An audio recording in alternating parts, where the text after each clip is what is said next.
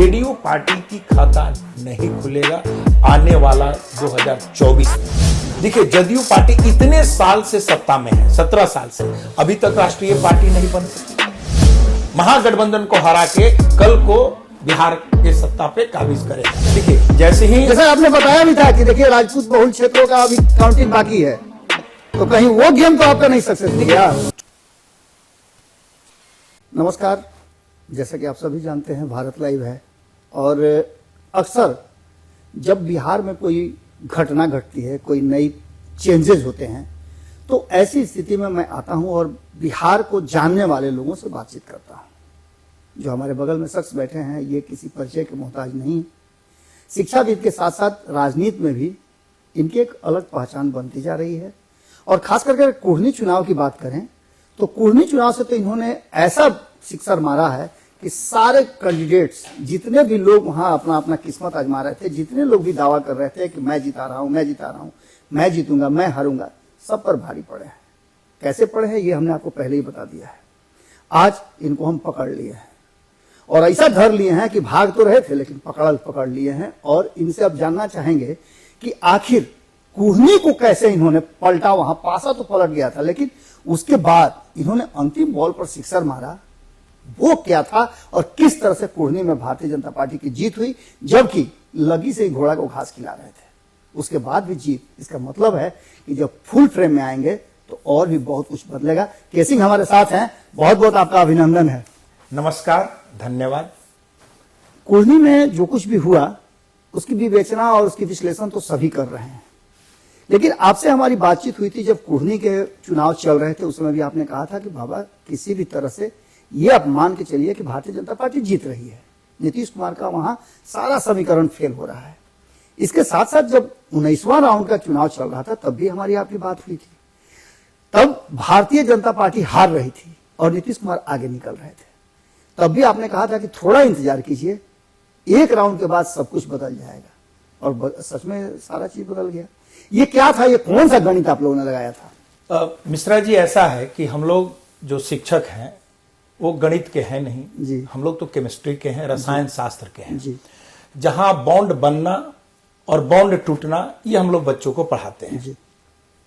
पूरे राज्य में हम लोग घूम रहे हैं। मैं तो या रामचंद्र बाबू पटना में तो बैठे नहीं हैं। जी, जी।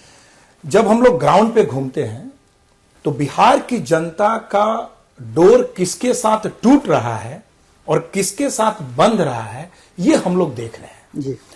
बिहार की जनता का जो बॉन्ड है, जो बंधन है, जी। वो माननीय मुख्यमंत्री जी के साथ कंप्लीटली टूट चुका है। आप सतह पे जाइए और ये भाई, जब बॉन्ड टूटता है तो कहीं ना कहीं किसी के साथ बॉन्ड बनता है। जी।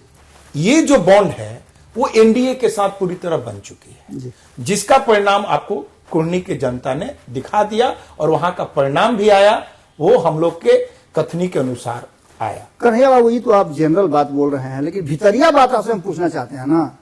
आखिर आप किस आधार पर हमको बताए थे कि 19वां राउंड के बाद बाबा देखिएगा पासा पलट जाएगा? वो क्या था? देखिए, जैसा आपने बताया भी था कि देखिए राजपूत बहुल क्षेत्रों का अभी काउंटिंग बाकी है, तो कहीं वो गेम तो आपका नहीं सक्सेस हो गया। चूंकि राजपूत बहुल जो इलाके हैं वहां के कुढ़नी के, उसमें हम लोग के तमाम जो हमारे युवा आपकी टीम काम कर रही थी, हमारी टीम भी जब गई थी तो हम देखे थे, बहुत गुप्त रूप से आप लोग छापामार युद्ध कर रहे थे। तो तमाम हमारे युवा साथी घूम रहे थे और उन लोगों ने कह दिया था कि सर, जैसे ही राजपूत के गांव में आप जाएंगे ना, कंप्लीटली लीड करेंगे। और इनके जितने भी विधायक और मंत्री लोग घूम रहे थे, आप ये जान ली कि जितने लोग वो घूम रहे थे ना, उतने लोग भी राजपूत का वोट उनको नहीं मिला। यदि 21-22 लोग घूम रहे थे बिल्कुल, बिल्कुल। तो मुझे लगता है कि 21-22 वोट भी इनको राजपूतों का नहीं मिला। पिछली बार जो आपसे बातचीत हमारी हो रही थी तो इस सवाल को भी हमने पूछा था कि एक तरफ जहां जनता दल यूनाइटेड आप लोगों के अलग होने के बाद पूरा अलर्ट हो गई है, राजपूतों की एक बड़ी टीम ला रही है, और वो तब शुरू हुआ था जब आप आरा में और शाहाबाद के क्षेत्रों में कार्यक्रम करा रहे थे, अरवल में कार्यक्रम करा रहे थे। वहां अपार जनसमूह, खास करके राजपूत बिरादरी की बात करें तो वो पूरा आपके साथ जुड़ा हुआ था, आरसीपी सिंह का स्वागत कर रहा था। तो कहीं ऐसा तो नहीं कि आपने वो पूरा किला ध्वस्त कर दिया है? देखिए, हम लोग किसी के किला ध्वस्त करने पे विश्वास नहीं रखते हैं। हम लोग डायरेक्ट जनता से जुड़ते हैं। मैं राजपूत कुल में जन्म लिया हूं, गर्व की बात है। हर किसी को अपने जात पे गर्व की बात होनी चाहिए। हम लोग सब जन के नेता हैं। जब हम लोग जाते हैं तो हम लोग राजपूत का, चूंकि राजपूत स्वाभिमानी जात है, ये किसी के पीछे खड़ा नहीं होगा, सर नहीं झुकाएगा। सर कटा लेंगे लेकिन सर झुका नहीं लेंगे। हम लोग महाराणा प्रताप और वीर कुंवर सिंह को अपना आदर्श मानते हैं। हम लोग जब राजपूत के गांव में घूम रहे थे तो मुझे ये लगा कि तमाम राजपूत लोग, जितने भी राजपूत हैं, ये सब माननीय मुख्यमंत्री जी से नाखुश हैं। इन्होंने राजपूतों के लिए कुछ नहीं किया, जिसका परिणाम आपका कुर्नी की जनता ने दिया और वहां का परिणाम जो आया। अक्सर नीतीश कुमार के बारे में कहा जाता है कि बहुत सुलझे हुए राजनीतिज्ञ हैं, फैसला बहुत सोच समझ के लेते हैं और उनका फैसला उनको सत्ता में बरकरार रखने वाला होता है। 2017 की हाल फिलहाल में आपने भी सुना ही होगा कि वो राष्ट्रीय परिषद की जब चल रही थी खुला अधिवेशन, उसमें उन्होंने अपनी बात रखते हुए 2-3 बातों को बड़ा इंगित किया है। उसमें पहली बात उन्होंने कहा है कि 2017 में जब हम अलग हुए थे तो वो मेरा डिसीजन नहीं था, वो डिसीजन अशोक चौधरी का था और विजेंद्र यादव का था। तो माफ कीजिएगा, वो विजेंद्र यादव नहीं, उन्होंने कहा कि सुशील मोदी का था। तो क्या नीतीश कुमार उस समय जो बात कह रहे थे और अब जो बात कह रहे हैं, दोनों कहीं कंट्राडिक्शन पैदा करता है कि नीतीश कुमार उस समय से ही दूसरे के इशारे पर चल रहे थे? देखिए, माननीय मुख्यमंत्री जी की राजनीतिक काल को देखिए जी, तो इनके स्टेटमेंट में तमाम विरोधाभास रहा है जी। कहा उन्होंने कि 2017 में अशोक चौधरी और सुशील मोदी जी के चलते हमने वहां से अलग हुए, जबकि उस समय का स्टेटमेंट याद कीजिए, उन्होंने कहा कि हम लोग अपने अंतरात्मा की बात सुने, आवाज सुने, करप्शन की बात के खिलाफ, तेजस्वी यादव के खिलाफ दबाव महसूस कर रहे थे लालू प्रसाद का। उस समय मैं माननीय मुख्यमंत्री, उसके पहले मैं माननीय मुख्यमंत्री जी से सीएम हाउस में मिला भी था। एक बहुत ही वरिष्ठ पत्रकार के साथ में बैठा था, वो यही कह रहे थे कि ये लोग इतने बड़े बड़े कंपनी कैसे बना लेते हैं, कैसे पैसा ट्रांसफर करते हैं, हम तो जानते ही नहीं है। उन लोग के साथ रहना बहुत ही मुश्किल है, ये उनका स्टेटमेंट था और उस समय का था।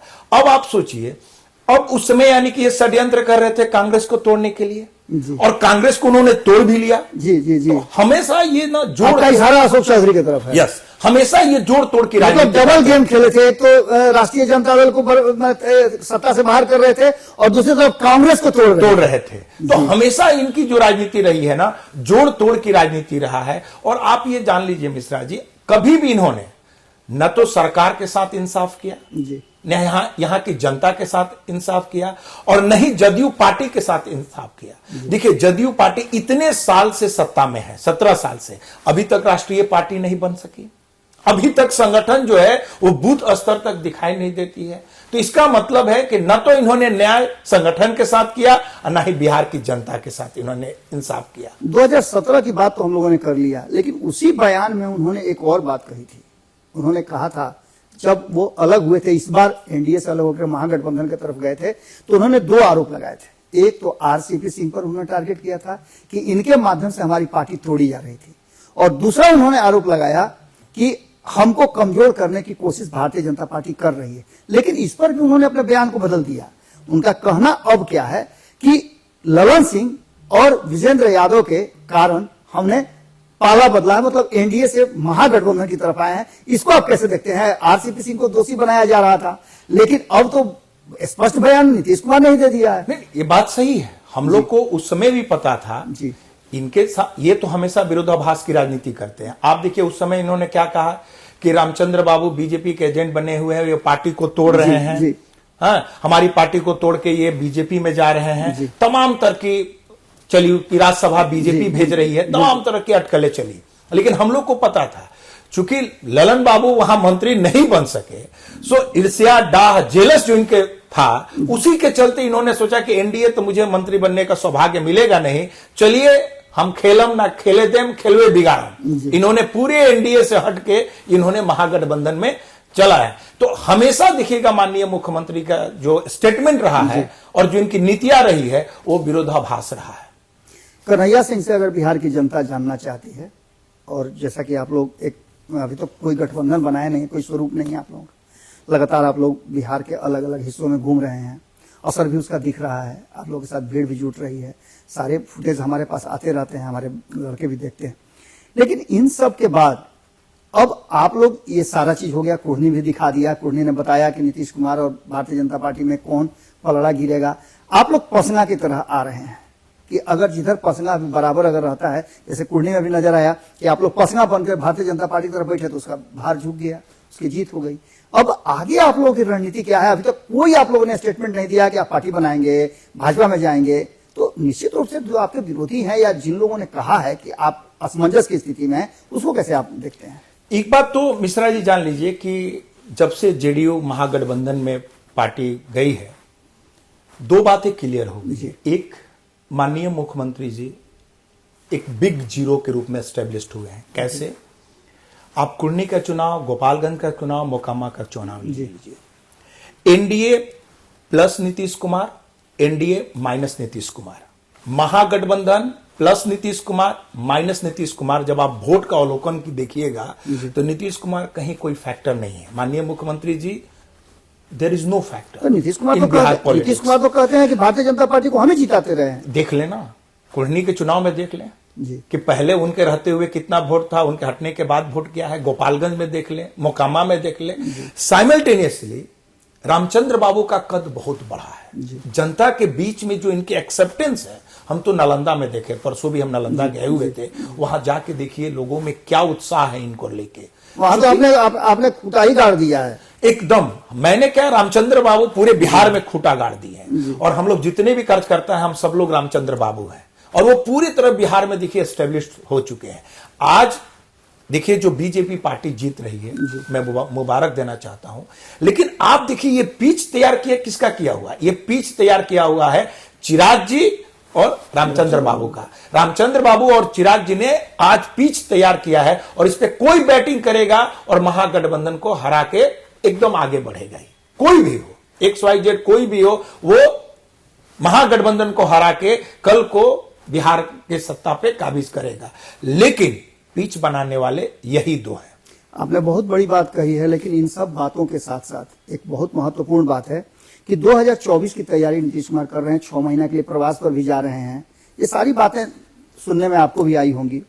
क्या लगता है कि भारतीय जनता पार्टी और नीतीश कुमार में जो ये 2024 का जंग होगा, उसमें बहुत सारी पार्टियां नीतीश कुमार के साथ जुड़ेंगी, जिसका वो तैयारी भी कर रहे हैं, मतलब गैर भाजपाई दलों को अपने साथ लाने की तैयारी कर रहे हैं। क्या आपको लगता है कि भारतीय जनता पार्टी के साथ आप लोग रह करके आने वाले भविष्य की राजनीति के लिए अच्छा संकेत आप लोगों के लिए है, या फिर नीतीश कुमार को छोड़ने से आप लोगों घाटे में? देखिए, अभी जो माननीय राष्ट्रीय अध्यक्ष ललन बाबू ने जो श्री कृष्ण मेमोरियल हॉल में जो उनका भाषण था, उसमें दो बातें आप देखिए। एक, उन्होंने कहा कि कुर्नी के चुनाव में लगभग हम लोग 3000 वोट से हारे हैं।